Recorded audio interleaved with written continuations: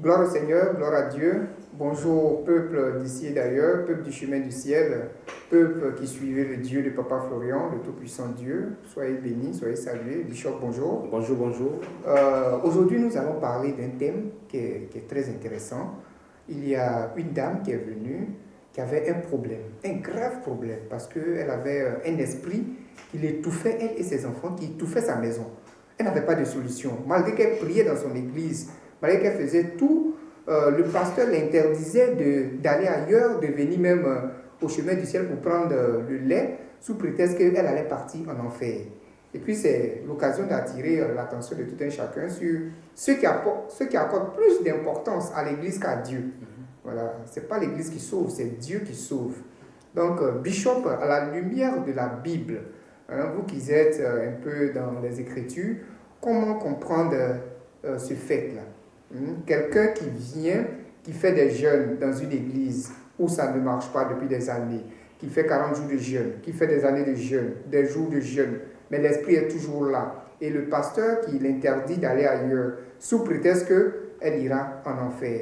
Et lorsqu'elle vient au chemin du ciel chez l'homme de Dieu, Papa Florian, en un laps de temps, elle prend un petit lait et elle est libérée de cet esprit diabolique. Vraiment, on dit gloire au Dieu de Papa Florian encore, qui vient de faire un miracle dans la vie de cette femme. Elle seule connaît bien sa souffrance. Parce que je pense que le pasteur qui l'interdisait d'aller ailleurs ne savait pas à quel point cette femme-là souffrait. Parce que s'il sait à quel point cette femme-là souffre, il ne peut pas l'empêcher d'aller quelque part où elle peut avoir sa solution facilement. Et puis, ce que certains pasteurs oublient, c'est que Jésus-Christ a dit « Je bâtirai mon église ». Donc, dans un premier temps, les fidèles que tu as chez toi sont les fidèles de Jésus. De Jésus. Maintenant, si le fidèle voit que quelque part Jésus peut lui faire du bien, mais tu ne peux pas empêcher ce fidèle-là d'aller prendre sa solution aussi quelque part. Au contraire, tu peux l'encourager. Qu'est-ce que Paul a dit? Paul a dit, moi je peux planter, un autre va arroser, mais c'est Dieu qui va faire grandir la chose. Peut-être que le pasteur à son niveau, tu as planté, mais tu n'arrives pas à arroser. Il faut reconnaître que c'est vrai, tu as planté. Il faut reconnaître que c'est vrai, tu as planté, mais tu n'arrives pas à arroser. Mais il y a quelqu'un d'autre qui peut le faire pour toi. Jean-Baptiste a reconnu. Il a dit, moi, je vous baptise d'eau. Donc, il faut que chaque serviteur de Dieu reconnaisse sa place, reconnaisse sa position. Quand c'est comme ça, on va avancer rapidement. Si cette femme avait écouté peut-être ce dernier-là, jusqu'à aujourd'hui, elle ne serait pas guérie, malgré les jeûnes. Et puis aujourd'hui, les jeûnes et les prières sont devenus comme une tradition. C'est-à-dire quand quelqu'un a un problème net, jeûne, prière. Il a un problème net, il se lève à minuit, jeûne, prière. Entre-temps, quand tu as un problème, il faut venir voir le véritable prophète. C'est ce que le prophète va te dire de faire qui va te donner la solution. Ce que le prophète va te dire de faire, c'est ce qui va te donner ta joie. Et cette femme est venue voir Papa Florian. Le simple lait que Papa Florian lui a donné. À cause du pouvoir de Dieu, aujourd'hui, elle est rétablie. Aujourd'hui, elle est guérie. Donc, il ne faut pas que les gens essaient de combattre ce qui est au-dessus d'eux. Parce que le chemin du ciel est au-dessus d'eux. Donc, il ne faut pas venir combattre ce qui est au-dessus de toi. Donc, cette femme a eu sa solution parce qu'effectivement, sa solution, Dieu l'avait déposée dans les mains de Papa Florian. Et quand elle est venue, tout simplement, ça s'est passé sans jeûne, sans longue prière. Elle a pris sa solution, elle a pris sa joie. Parce que quand tu as un problème, viens voir le prophète. Viens voir le prophète que Dieu a établi. Simplement. Si tu veux rester dans ton coin, parce que tu t'appelles Naaman, tu es chef syrien, tu vas t'imposer des jeûnes, tu vas t'imposer des prières, tu ne seras pas guéri. Va vers le prophète Élisée.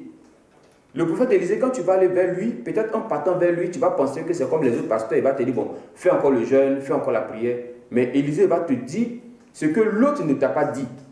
Élisée va peut-être te montrer ce que l'autre ne t'a pas montré. Va te plonger dans l'eau du Jourdain 7 fois et tu seras guéri.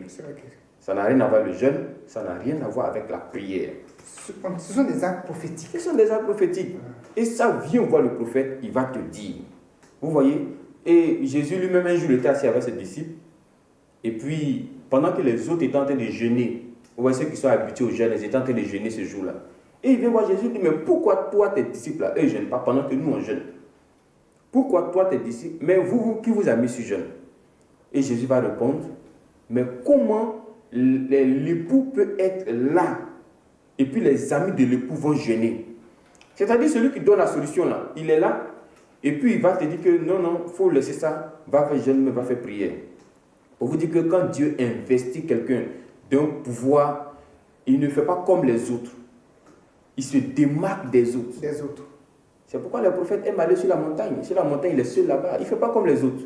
Vous voyez, il se démarque des autres. Il est différent des autres. Pendant que les autres parlent beaucoup, lui parle petit. Oui. Pendant que les autres parlent, lui il agit. Les autres fournissent beaucoup d'efforts. Beaucoup d'efforts. Lui, il ne fournit pas d'efforts parce que Dieu est déjà... Ouais. Jésus vient voir un malade. Est-ce que tu veux être guéri? Le malade m'a étonné. Il dit, mais moi j'ai personne pour me prendre. Parce que le malade, ça sent l'habitué. Il faut que les gens le prennent, il faut qu'on fasse ceci, il faut qu'on le mette sur jeûne, il faut qu'on le mette sur prière. En tant que Jésus, ici, au chemin du ciel, il pose une seule question. Et quand tu dis ce que tu veux comme solution, il te dit, prends ta joie, lève-toi, prends ton lit, marche. Voilà, donc le chemin du ciel, c'est la puissance de Dieu dans une dimension multipliée. C'est la puissance de Dieu dans une dimension extraordinaire. Inexplicable. Inexplicable. Le Jésus qui a marché dans l'Ancien Testament, c'est le même Jésus qui est là aujourd'hui. Le Jésus qui a dit à l'autre, sors du tombeau, c'est le même Jésus qui ressuscite les gens ici. Voilà, donc l'esprit de la femme là, il faut reconnaître que si tu n'as pas un pouvoir au-dessus du pouvoir de cet esprit, tu ne peux pas. Voilà. Bien vrai même que tu peux être disciple de Jésus. Parce qu'on a vu dans la Bible encore, les disciples de Jésus qui n'ont pas pu chasser un démon. Vous voyez? Mais ils étaient disciples de Jésus quand même. Oui. Ils marchaient avec Jésus. Donc tu peux être serviteur de Dieu. Vrai même serviteur de Dieu. Marcher avec Jésus. Être avec Jésus. Mais si Jésus ne t'a pas donné un tel pouvoir au-dessus de cet esprit, tu ne pourras pas. C'est en ce moment-là, il faut être humble. Reconnaître qu'il y a quelqu'un quelque part, lui qui a plus de pouvoir par rapport à moi. Parce que ça c'est clair, hein? La Bible parle des talents. À un Dieu peut donner un talent, à un autre Dieu peut donner 5. Mais pourquoi on ne reconnaît pas ça? Que moi j'ai un talent et l'autre a 5 talents. Donc je vais t'envoyer simplement vers celui qui a 5 talents. Va chez pas frère, lui il a 5 talents pendant que moi j'ai un. Lui il peut t'aider. Si on fait comme cela, je pense qu'on aura moins de pauvreté dans l'église. Moins de pauvreté. On aura moins de problèmes dans l'église. Et puis les gens vont respecter l'église. Parce qu'aujourd'hui les gens ne respectent pas l'église. Oui. Vous voyez, les gens ne respectent pas l'église. Mais avec le pouvoir que Papa Florian a, mais qui que tu sois, tu ne peux pas venir te mettre là par les mal. À moins que tu veux que le feu là quitte au ciel pour tomber sur toi. Voilà, donc aujourd'hui, le chemin du ciel est venu pour rétablir l'ordre. Le chemin du ciel est venu pour mettre les choses à leur place. Le chemin du ciel est venu pour corriger même, voilà, pour corriger certaines choses. Et ça a commencé, ça va continuer. Donc c'est la puissance de Dieu simplement. Dans l'église, si nous faisons ça, si nous reconnaissons notre place, l'amour qui demeure dans cette église-là va faire que le monde même va venir vers nous. Est-ce que ce n'est pas par rapport à la dîme de cette dame, ou bien son offrande, que ce pasteur l'a retenue? Effectivement. C'est une transition pour parler un peu de la dîme, de l'offrande. Parce que c'est sur ça, certains s'appuient pour retenir les fidèles, pour s'accaparer d'eux. Alors, c'est pas normal, pendant que ces personnes souffrent. Oui. Vous voyez? C'est vrai. Parce que il y a certains pasteurs quand même qui remarquent beaucoup. Ils remarquent les fidèles qui donnent dans l'église. Donc, quand un tel fidèle, il est en train de faire bizarre, il veut partir, il veut se chercher. Donc, systématiquement, ça inquiète le pasteur. Parce que la dîme va baisser de quelques francs. Voilà. Donc, ça, c'est pas bon. Parce que quand tu regardes la facture, quand tu regardes le temple qu'il faut payer, tout ça, c'est compliqué. Donc, souvent, quand tu écoutes le pasteur, tu vas penser qu'il s'intéresse plus à l'âme du chrétien, alors qu'il s'intéresse plus à la dîme du chrétien. Voilà. Donc, toi, tu ne comprends plus rien. Tu es malade, tu es dans un coin, ça ne va pas. On te dit qu'il y a un autre coin, on peut t'aider. Et puis quelqu'un va te dire ne va pas. Mais si ce n'est pas à cause de la dîme là, pourquoi on va te dire il ne faut pas bouger? Tu vois non? Est-ce que d'abord la femme a dit qu'elle fuyait l'église? Elle n'a pas dit non, il y a un coin, on dit on peut me guérir. Il y a un parti où on me guérir, puis peut-être je vais revenir. On n'a pas dit elle fuit. Mais quand tu dis à la dame que où tu t'en vas à l'enfer. Sans même lui donner même le paradis que tu as chez toi actuellement. Vous voyez, le paradis là c'est la joie. Le paradis c'est la paix, c'est la guérison. Maintenant, un Dieu qui promet le paradis à quelqu'un, il faut que déjà sur cette terre, la personne sente qu'elle est sur la route de ce paradis. Quand Jésus dit à ses disciples, je m'en vais, vous préparez des demeures là. Mais eux, ils croyaient en ça. Parce que même si la terre, on voyait ce qu'ils faisaient. Vous voyez, on voit de quoi il est capable. Un monsieur qui dit mort, sort. Un monsieur qui dit paradigme, marche. Mais si tu te dis, je vais préparer place au ciel là, mais tu vas croire. Parce que déjà sur la terre, il a eu des œuvres palpables. Donc, si ma situation sur la terre ne me dit pas que je suis sur la route du paradis, qu'est-ce qui dit que quand je vais mourir là, je serai vraiment au paradis? C'était ça l'inquiétude de la femme. Donc, pendant que le pasteur s'inquiète pour la dîme et les offrandes de cette femme-là s'inquiète plutôt de la voie sur laquelle elle est en ce moment. Parce que de la manière que l'esprit vient la fatiguer malgré les jeûnes. Et elle dit que c'est quand même elle vient de jeûner que l'esprit vient s'asseoir encore sur son cou, l'étouffer ses enfants. Et puis on lui dit, ne bouge pas, reste là. Alors mais tu ne peux pas louer Dieu dans un corps malade. C'est pas possible. Si l'esprit t'a tué, un esprit malin t'a tué, tu sais que tu vas au paradis, c'est pas possible. C'est pas possible. Ceux que l'esprit malin tue là, eux, ils ne vont pas au paradis. Ils vont pas au paradis. Donc, il faut que d'abord Dieu enlève cet esprit. Le Dieu qui est bon, le Dieu qui est puissant, il faut qu'il enlève cet esprit pour que cette femme puisse savoir qu'elle est sur un bon chemin. Elle a la victoire sur tout esprit. Donc, c'était ça un peu l'inquiétude de la femme. Donc, on va dire simplement au pasteur de ne pas s'inquiéter pour la dîme, pour les offrandes, même si les fidèles vident l'église. Il faut simplement rentrer dans le secret de Dieu. Vous voyez, un serviteur de Dieu peut partir voir un autre serviteur de Dieu. Dans la Bible, ça existe. Ils ont parlé du jeune prophète et du vieux prophète. Vous voyez, donc le jeune prophète peut aller voir le vieux prophète pour avoir les secrets, pour savoir comment ça se passe, comment ça fonctionne, comment ça marche. Et le vieux prophète va te donner le secret. Aussi simple que ça. La dîme, les offrandes, c'est Dieu qui donne, c'est Dieu qui ouvre, c'est lui qui a dit l'ouvrier mérite son salaire. Donc on n'a pas besoin de retenir fidèle dans l'église. Pendant qu'on sait qu'on n'a pas sa solution, pendant qu'on sait qu'on ne peut pas, on le retient, on dit non, ne bouge pas. Mais il va mourir là. Et puis s'il est mort là, ce n'est pas celui qui part au paradis. Donc la femme, elle n'est pas sur le chemin de l'enfer. Bien au contraire, elle est sur le chemin du paradis. Parce que si je peux vivre bien sur la terre, c'est évident que de l'autre côté là-bas aussi, je sois heureux. Voilà. Donc on va revenir sur la dîme et les offrandes selon Malachie. Parce que beaucoup de pasteurs s'inquiètent. Qu'est-ce que dit la Bible selon Malachie? Mais déjà la dîme, le chrétien doit savoir que la dîme, c'est vrai, le sens obligatoire de la dîme a changé parce qu'aujourd'hui, de notre temps, Dieu demande plus que la dîme. Vous voyez, dans le Nouveau Testament, par exemple, les gens pouvaient vendre leurs biens et puis donner même tout l'argent. Ça va au-delà même de la dîme. Mais là encore, ça va être peut-être problématique pour quelqu'un. C'est pourquoi on dit que si Dieu te bénit, les 10%, le 10e, enlève. Dieu t'a donné 100 000, enlève 10 000. Dieu t'a donné 200 000, enlève 20 000. Le 10e là, donne ça à Dieu. Parce que ce que tu enlèves dans ton argent pour donner, c'est la malédiction qui t'est attachée à tes biens, là, que tu es en train de mettre ça sur Jésus. Parce que Jésus, il est capable de prendre ce qui était malédiction pour nous, ce qui était malheur pour nous, et puis mettre ça sur lui pour que nous ayons la vie, pour que nous ayons la joie. Parce que tu ne sais pas, mais peut-être dans les 200 000 que tu as reçus, l'ennemi a prévu 100 000 pour t'envoyer à l'hôpital. L'ennemi a prévu 50 000 pour t'envoyer à gauche, pour t'envoyer à droite, et puis il ne te reste plus rien. Mais en tout temps, quand tu enlèves le 10e que tu as donné là, ça va régler pour l'hôpital, ça va régler, ça arrête tout en même temps. Voilà, c'est pourquoi l'enfant de Dieu doit aimer donner à Dieu. Dieu a fait le premier pas. Il a donné son fils unique, ce qui lui coûtait cher. Vous devez savoir que Dieu là, il aime vraiment ceux qui apportent dans sa maison. Il a regardé, comment il s'appelle, Abraham. Il lui a dit, donne-moi ton fils. Pendant que lui-même, Dieu, il sait comment Abraham a souffert pour avoir cet enfant-là. Vous voyez, Anne demandait enfin à Dieu jusqu'à, mais depuis elle ne reçoit pas. Mais est-ce que vous savez à quel moment elle a reçu l'enfant? C'est un moment où elle a dit à Dieu que cet enfant-là, si tu me donnes, je vais le mettre à ton service. Donc Dieu aime déjà les gens qui donnent à cœur joie, à cœur ouvert. Et quand tu donnes à Dieu, tu le reçois en retour. Mais attention, ce n'est pas parce qu'on a dit de donner à Dieu qu'il faut donner n'importe où. Parce qu'il y a des terres qui ne sont pas fertiles. Donc, il faut savoir où tu poses ta semence. Voilà, où tu poses ta semence.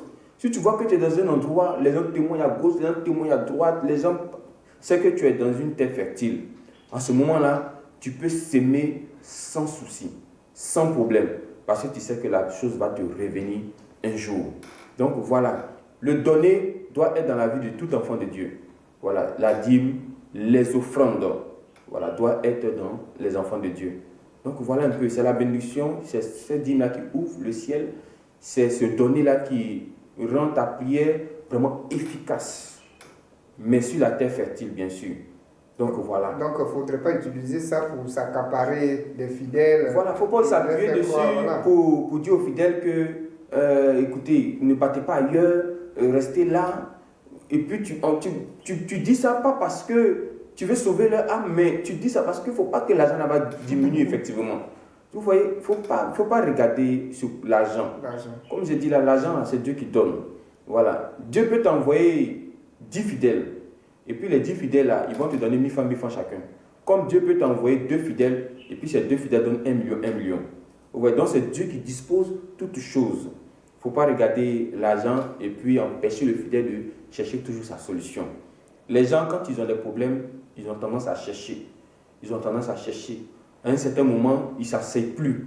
Ils vont sur les réseaux sociaux. Ils font... Si vous les empêchez, ils vont aller finalement chez les marabouts. Oui, c'est ça. Ils vont aller finalement chez les marabouts. Au lieu de les conduire vers Dieu, ils iront chez les marabouts. Ils iront chez les marabouts. Parce que tu ne veux pas qu'ils viennent voir, pas voir un autre homme de Dieu. Donc, ils iront chez le marabout. Là-bas, au moins, ils vont se cacher pour partir.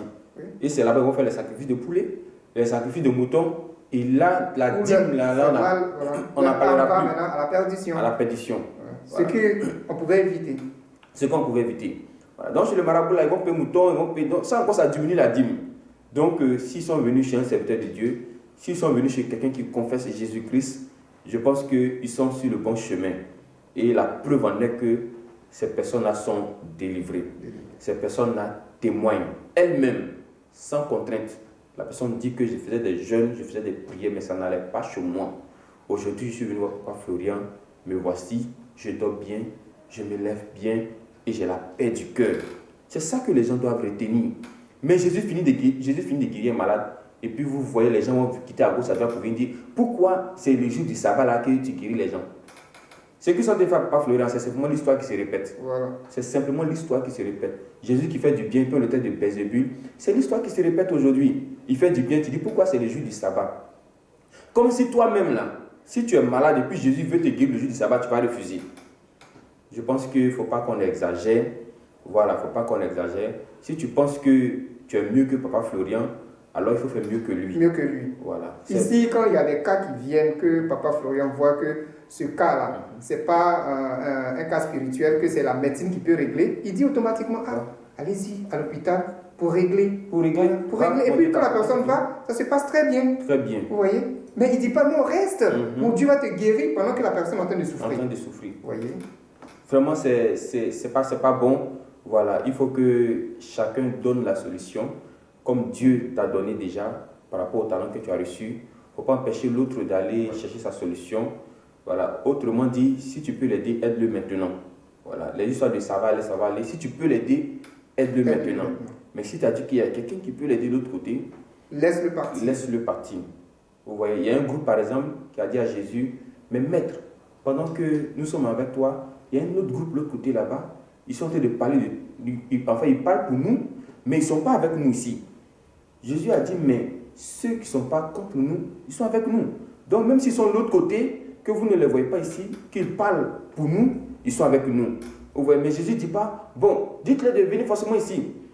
Vous voyez, c'est pour dire simplement que si ton fidèle va quelque part où on confesse Jésus, où il pense avoir sa solution, laisse-le.